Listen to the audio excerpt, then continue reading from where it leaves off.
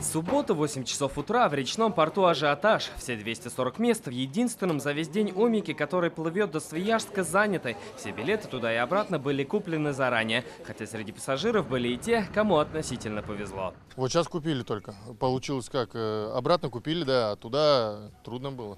Трудно было? Да. Через перекуп?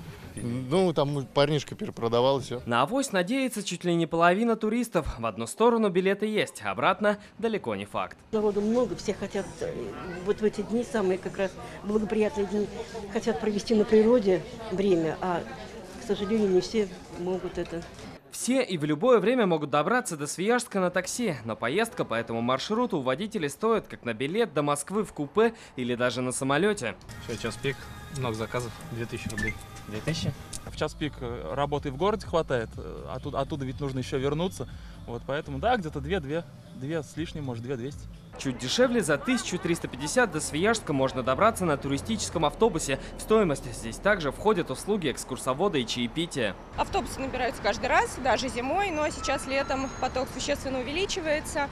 Может быть, даже это связано с тем, что достаточно неустойчивая погода стоит, и многие не могут купить билеты на теплоход, поэтому все приходят к нам. Добраться до Островграда можно и на электричке. В день до Свияжска ходят по 6 составов. Но по понятным причинам до самого пункта назначения они не доезжают. А потому, выйдя на станции, придется воспользоваться услугой такси. Цена примерно 500 рублей.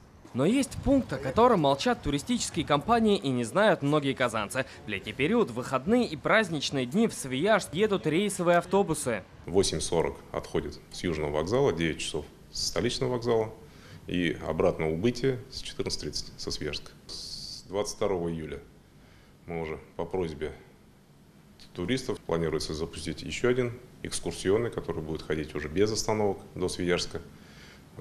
Теплоход, вместимость у него в зависимости уже от потребностей будет. Стоимость на него будет в 4 раза дороже, чем на обычном теплоходе. Однако туристический поток в Свияжск растет. За половину этого лета Островград посетили больше 30 тысяч человек. Отсюда и проблема транспортного обеспечения. Хотя неразрешимой она все-таки не оказалась. Добраться до Свияжска не так уж и сложно, если знать расписание рейсовых автобусов. Причем здесь места есть всегда.